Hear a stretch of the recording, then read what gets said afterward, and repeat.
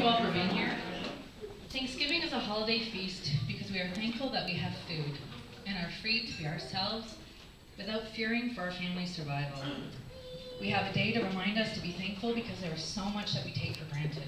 So much of our comforts are prepared behind the scenes. We're the only animal species on Earth that doesn't instinctually know what to eat or know how this food got to our mouths. Today is a day to pause and give that some thought. I'm an animal rights activist because being vegan was not enough. Not only are we examining our pathway to animal-free living, but we are forced to confront the animal exploitation that we have rejected. Anita Krajnc was arrested for giving water to pigs. Her message was not that pigs need water or comfort, but freedom. We all have an obligation to bear witness to the atrocities that we have left behind. As Sir Paul McCartney said, to put glass walls on slaughterhouses.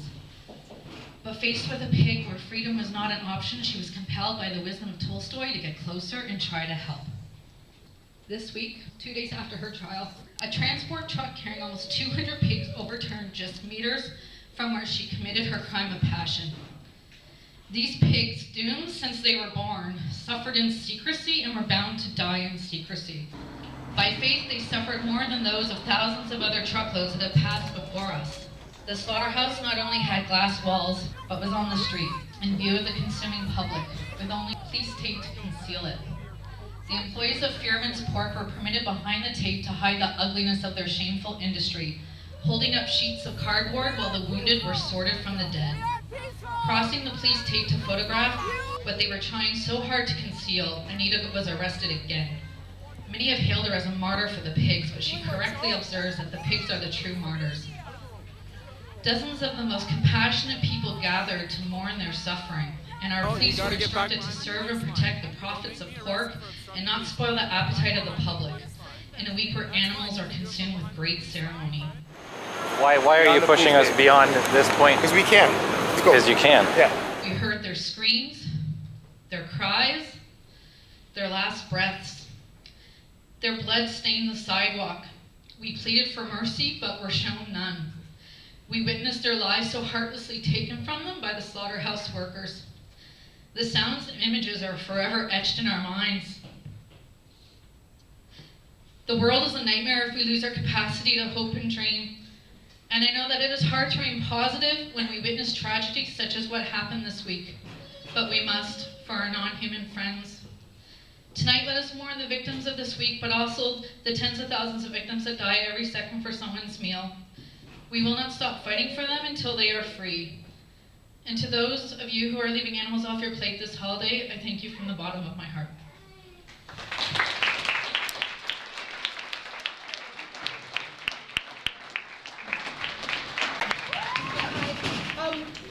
Crashes like this happen several times a year, even in Ontario. It was just like a couple of months ago that a truck with cows crashed somewhere in Ontario. One of our activists, Kathleen, went on site but was too late.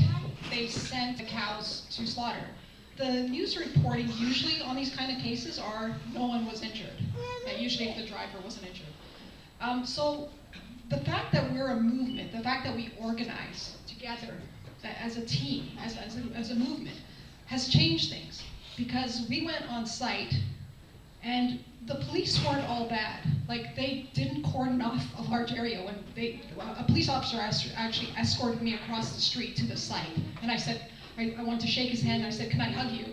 I didn't hug him, but I did shake his hand. But I was in a trance, whereas other people were more composed. I was just really upset. On the car right there, I was looking at footage and how the area was cordoned off and how the workers were holding cardboard boxes. But what I wanted to say is the narrative changed. If you look at the news reporting now, you know how many headlines say the pigs were marched to their slaughter? That narrative didn't happen before. And it's all because of our organizing.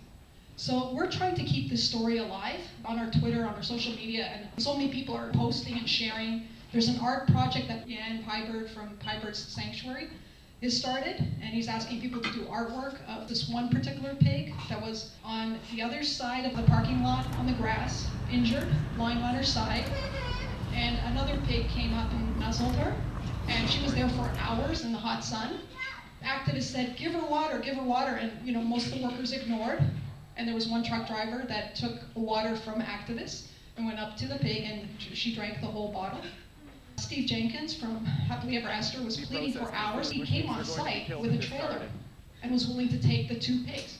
Another friend of mine, Julie O'Neill, she was there with her 3-year-old son, Max. She was pleading and using every type of argument. She said, you could be heroes to do this. And so many other people. Everybody has a story. Everybody was there, even people who weren't there, has a story about how they feel about this. So post it. Are you media? Yep.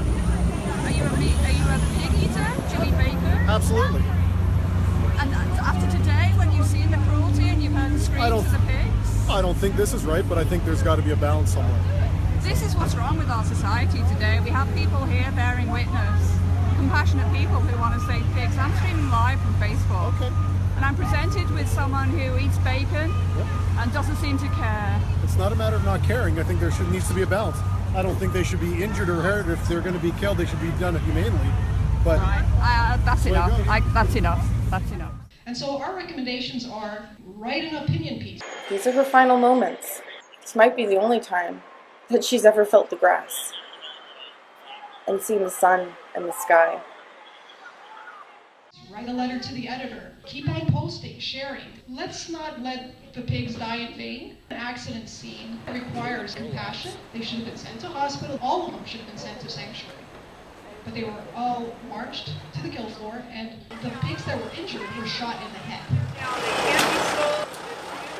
So that beautiful pig that we named Bonnie, we're sort of calling them Bonnie and Clyde, was shot in the head, and there's someone captured the video of her convulsing. And then the other pig who nuzzled her was marched to the kill floor. So that's the story, shot in the head or marched to the gas chambers. At Fearmans Pork Inc. slaughterhouse, they use carbon dioxide gas chambers, which we talked about at the trial. It's awful. You can hear the pigs screaming here. I love animals. I'm not a vegan. Having second thoughts about that. And that the narrative in the newspaper and the mass media has changed, just as it first changed in social media. That's where it started. Democratic media, it's our voice. But even the mass media is picking up on it.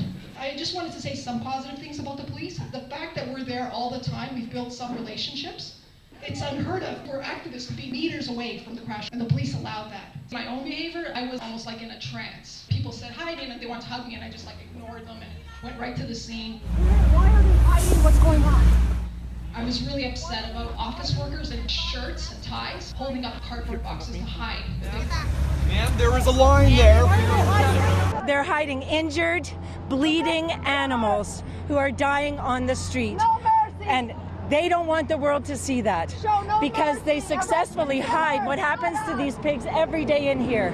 And this, they don't want them to see. It's no different. They're dying and they're suffering, and it's wrong. I just found that so offensive because, one of our inspirations is Leo Tolstoy, and he said it's an evil to kill and to do violence, but it's another layer of evil if you try to deceive and hide.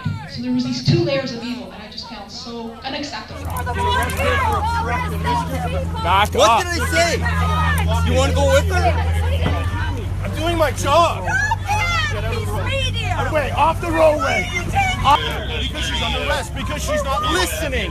What? We love you, Anita! But anyways, thanks for everybody for taking action either on site or after, and then we did an all-night vigil, so we kept the story alive. Now a vigil is being held in Burlington and we did a 19-hour all-night vigil, and we got lots more media, and that's good.